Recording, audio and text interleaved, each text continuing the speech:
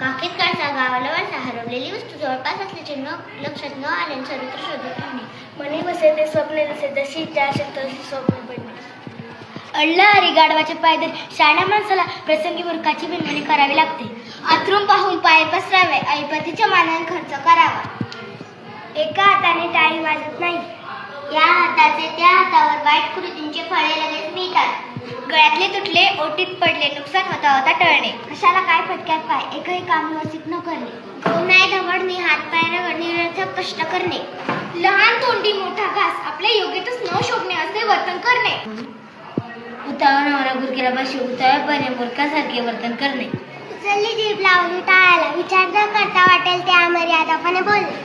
आपल्या आजोबांना आपले काम पार पडण्यासाठी स्वतःचे कष्ट सोसणे योग्य ठरते. हात फिरे तिथे लक्ष्मी वसे उद्योगी माणसाच्या घरी संपत्ती नाही. भिंतीला कान असतात नेहमी सावधगिरीने बोलावे. झाकली मूठ 1.25 लाखाची बळी तो कान पिळी बलवान माणूस इतरावर हुकूमत गाजवतो. वाहत्या गंगेत हात धुणे.